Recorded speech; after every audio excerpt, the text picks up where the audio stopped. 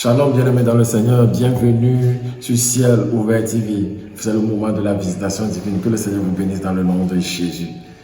Et si tu es là, c'est que tu as déjà écouté le message qui a précédé. Le message de l'introduction de ce thème, ce grand thème, les portes du jour. Un secret, une révélation profonde de la parole de Dieu qui permet aux chrétiens de vivre dans la victoire. Une vie chrétienne victorieuse. Sois béni au nom de Jésus de Nazareth. Alléluia. Je t'invite, toi intercesseur, toi moniteur, toi responsable d'école de dimanche, toi enfant de Dieu chrétien, peu importe qui tu es, homme de Dieu, je t'invite à suivre ce message jusqu'à la fin. Et le Saint-Esprit va te parler. Le Saint-Esprit va te donner beaucoup d'instructions. Et je sais que ta vie de prière va changer. Ton intimité avec Dieu va changer. Un feu nouveau, un réveil va être dans ta vie. Makabo Sakata. Dans le nom puissant de Jésus de Nazareth. Alléluia. Nous allons rentrer aujourd'hui dans la première phase, la première partie des veilles de la nuit. Alléluia. La première veille, la dernière fois, j'étais en train de dire que les portes du jour, le jour commençait par le soir jusqu'au lendemain soir. Ce n'est pas comme nous croyons. Si tu veux comprendre plus, montre et sur la vidéo précédente. Et ensuite, je disais que la partie où le soleil n'est pas au zénith ou bien n'est pas, elle n'éclaire pas. En ce moment, c'est la nuit. Pendant cette nuit-là, on appelle les nuits-là, les portes de cette nuit-là, on ne les appelle pas portes, on les appelle les veilles de la nuit. Et j'étais en train de dire que nous allons étudier les différentes veilles. Et le jour faisant 24 heures, il y a 12 heures. Ok? Il y a 12 heures de la nuit et 12 heures dans la journée. Et les 12 heures de la nuit sont divisées en 4 parties de 3 heures de temps. Est-ce que tu me suis? Les 4 parties de 3 heures de temps. Et chaque 3 heures de temps représente une veille. Une veille. Alléluia. Et dans le jour, on va parler de portes. Même dans la nuit, on va parler de veille. La dernière fois, nous avons vu que c'était un secret de David.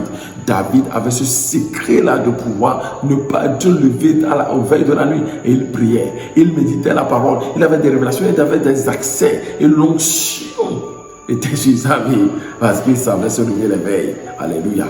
Et Dieu lui a donné la victoire sur tous ces combats. Toi qui passes par un combat maintenant, hey, si tu peux te lever la nuit, si tu peux persévérer dedans, tu verras un de grands combats. Je suis témoin, je suis moi-même, je suis témoin de cela. Alléluia. Moi-même, ma vie en est un témoignage. Moi-même, ma vie est un témoignage de ce que je suis en train de te montrer. Alléluia. Pierre, ils ont dit, ce que nous avons vu, ce que nous avons touché, ce que nous avons vu, ce que nous sommes témoins de ça, nous avons touché, ce que nous annonçons. C'est ça ce que je t'annonce. Alléluia. Alors pratique et tu verras la main de Dieu. Aujourd'hui, c'est la première veille de la nuit. Écris-moi la première veille de la nuit. Écris ça dans les commentaires. Si tu n'étais pas encore inscris-toi, souscris, clique sur la cloche de notification et n'oublie pas de mettre un bon pouce et commenter. Télécharge cette vidéo, envoie ça à tes amis, des frères et tu vas voir, Dieu va faire des choses dans la vie. Tu ne sais pas comment tu vas aider quelqu'un par cette vidéo. Dieu va l'aider, il va sortir de son problème. Dieu va l'aider pour sa vie spirituelle. Et la bénédiction, c'est à qui? Ça viendra à toi. Alléluia. Tu es béni au nom de Jésus de Nazareth. La première veille de la nuit, comme je l'ai dit, commence à 18h.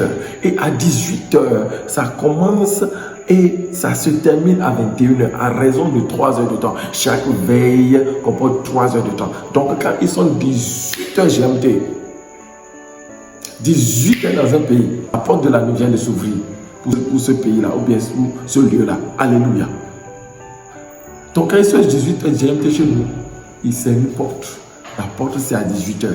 Je ne dis pas que c'est à 18h30. Je ne dis pas que c'est à 18h10. La porte, c'est 18h.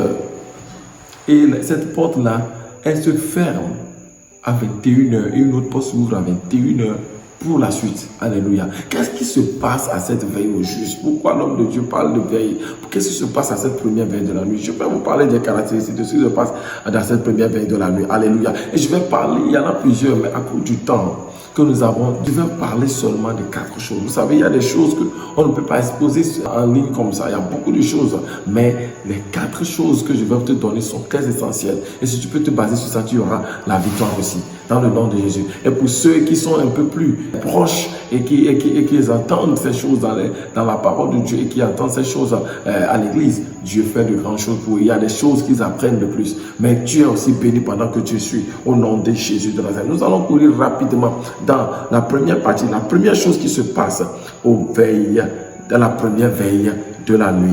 La première veille de la nuit, c'est de 18h à 21h. Alléluia. Qu'est-ce qui se passe à ce moment-là? Nous allons lire quelque chose dans le psaume chapitre 59. Psaume chapitre 59. Vous connaissez le caractère des psaumes, où certains, il y a un verset qui est décalé, l'autre chose. Mais je vais lire cela. Psaume chapitre 59, nous allons lire le verset 6 chez moi. Mais pour certains, ce serait le verset 7. Ok? Le verset 6 chez moi, pour certains, c'est le verset 7. Nous les allons lire. Ils reviennent chaque soir, ils hurlent comme des chiens, ils font le tour de la ville.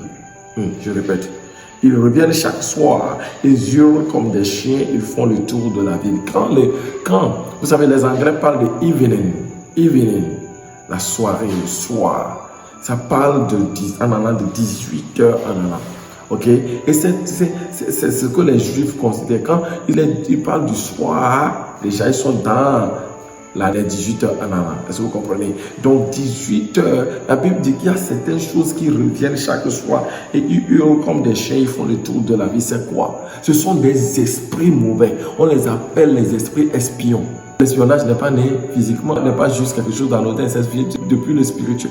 Vous savez que Dieu avait dit à Moïse de conduire son peuple à Canaan et que quand ils étaient à la frontière, ils ont envoyé plusieurs esprits. Donc deux sont revenus avec de bons rapports, les autres ne sont pas revenus avec de bons rapports. C'est quelque chose qui existait depuis, mais c'est spirituellement que c'est né. Alléluia. Donc David, en ces temps-là, il savait qu'il y a des esprits qui sont déjà à cette heure-là. Est-ce que toi, tu le savais? À 18h, souvent nous disons à minuit, frère, ma soeur, à 18h, il y a des esprits qui sont, on les appelle les esprits espions. Des esprits qui sont là, et des esprits qu'on appelle des éclaireurs, alléluia, des rôdeurs, des esprits éclaireurs, rôdeurs, ils rôdent. Sachez que votre ennemi, veillez prier car votre ennemi fait quoi? Est comme un lion rugissant qui fait quoi? Qui ne fait que rôder, il rugit, il rôde comme un lion, cherchant qui dévorer. Les esprits rôdeurs sont à cette heure. Des forces des ténèbres pour venir à recueillir des informations et les transmettre au monde des ténèbres. Beaucoup de personnes sont attaquées à cette heure-là. Alors qu'ils viennent du bureau, ils reviennent à la maison, ils sont attaqués par les esprits-là qui prennent les bonnes informations de chez eux. Papa ou bien maman attend de revenir, il a eu une bonne journée, il y a une promotion qui va arriver, il y a quelque chose de bon qui est arrivé. Et les esprits-là, ils sortent et puis ils font quoi? Ils les interceptent. Et les informations-là, ils gardent ça pour pouvoir les transmettre au monde des ténèbres pour que la nuit ou bien un moment propice, ils soient attaqués, que cette promotion, cette bénédiction-là devienne un problème, soit bloqué ou bien dans la suite du temps, les choses-là soient bloquées et renversées. Mais je déclare qu'à l'écoute ceci, par la puissance de cet esprit, quelque chose ce qu'on a volé, toute information de toi est libérée maintenant, est annulée dans le monde des ténèbres au nom de Jésus. Le projet contre toi sont voués à l'échec au nom de Jésus de la tête. Sont voués à l'échec au nom de Jésus de la tête. Tu es libéré de cela au nom de Jésus. Il dit, il erre. David dit cela, que les esprits là viennent, ils errent. Ce sont des esprits errants. Ils viennent chaque soir. Ils hurlent comme des chiens. Vous savez, même dans les nuits, vous allez entendre qu'il y a des chiens qui hurlent. Ce n'est pas pour rien. Parce que ce sont des esprits qu'ils entendent. Ils voient des choses. Mais ce n'est pas dans cette chose-là qu'on nous dit. On dit, ils hurlent comme ce sont des esprits qui font ça aussi. Il donne l'alerte qu'il y a quelque chose. Quand le chien hurle, c'est pour dire qu'il y a quelque chose qui se passe. Donc aussi, ils ont envoyé comme des esprits éclaireurs pour avoir des informations, pour informer le monde des ténèbres. Mais je déclare qu'ils sont voués à l'échec d'attaque au nom de Jésus de Nazareth. Nous allons voir quelque chose encore dans le verset 15 à 16. Je vais lire ici chez moi, c'est 14 à 15. Il revient chaque soir. Il revient, c'est-à-dire que c'est quelque chose qu'ils font chaque jour. Il revient chaque soir. Ils hurlent comme des chiens. Ils font le tour de la ville. Chaque ville a des esprits qui sont des esprits éclaireurs qui font le tour de la ville. Pas seulement à minuit, mon frère, ma soeur, mais vers 18h. Ils errent, verset 15, ça et là, cherchant leur nourriture. Ils cherchent quoi? Ce qu'ils vont manger. Parce que le monde des ténèbres, c'est ce qu'il va détruire les bonnes choses. Satan ne vient pas pour les mauvaises choses, il vient pour les bonnes choses. C'est pourquoi des fois l'homme quitte avec tous ces buts, la frustration du bureau, il arrive à la maison, il se dit que madame va l'accueillir avec joie, ou bien quelque chose se passe, ou bien les enfants font quelque chose, quelque chose se passe, et puis c'est la débandade à la maison. Au lieu que la maison soit en joie, il a quitté avec joie et qu'il y a quelque chose qui se passe. Ma soeur, ma frère, comment est-ce que tu vois ton foyer? Est-ce que tu sais qu'il y a des choses qui se passent comme ça? Il hurle, il vient prendre la joie là qui doit venir dans la soirée. Et problème, dans le foyer après. Tu as l'air délivré au nom de Jésus. Il hurle comme des chiens. Il erre ça et là, cherchant la nourriture. Il passe la nuit sans être rassasié. Ce qui veut dire que quand ils sont en train de passer la nuit, Ils hurlent, ils cherchent ceux qui vont manger, ces esprits-là, ceux qui vont détruire. Ils ne sont pas rassasiés. C'est-à-dire qu'ils prennent assez, mais ils ne sont jamais rassasiés. C'est-à-dire qu'ils ne sont jamais assez. Ils n'en ont jamais assez. Est-ce que vous comprenez?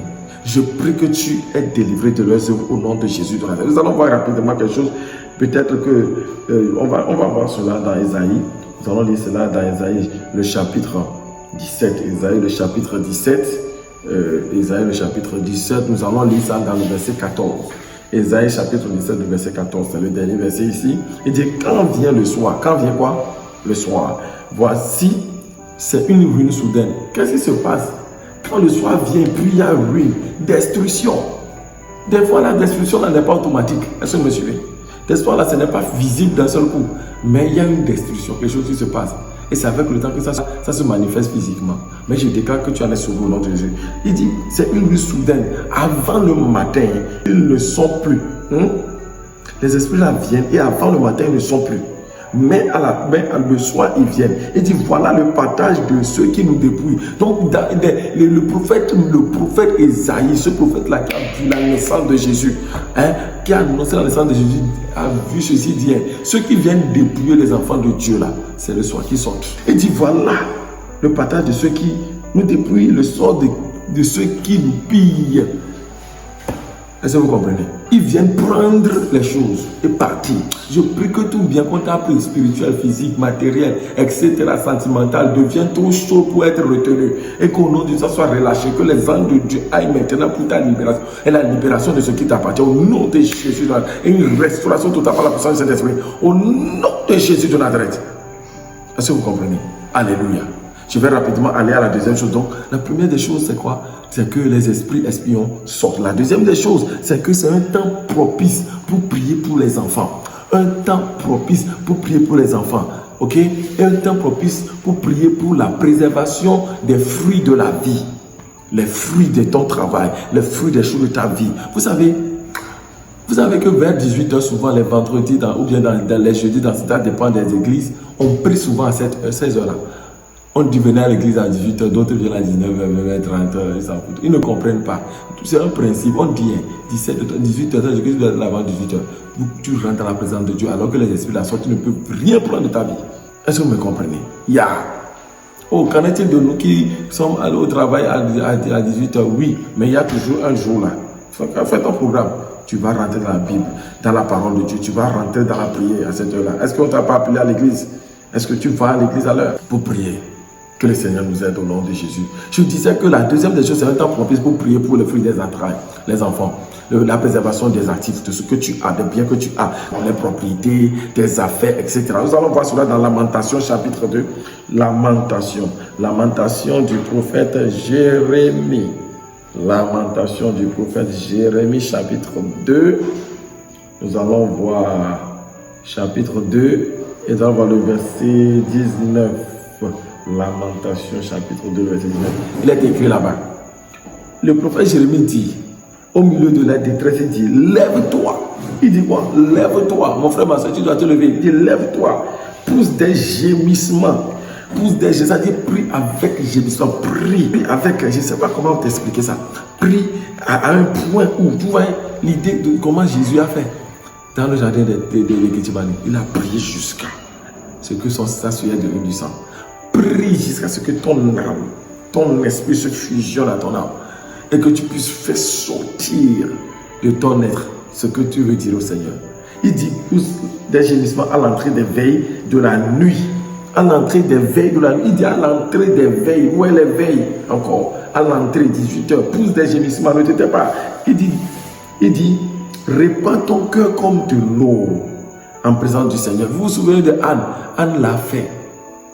Elle a répandu son cœur en présence du Seigneur. Lève tes mains vers lui pour la vie de tes enfants. C'est pour dire que tu ne dois pas te taire, tu ne dois pas baisser la main. Vous savez, quand il y a la victoire, souvent quand on dit, la dernière fois, la Coupe du Monde vient de se terminer, lorsqu'il y a eu la victoire, quand on marquait un but, qu'est-ce que les gens faisaient? Immédiatement, tu vas voir, les gens lèvent leurs deux mains comme ça.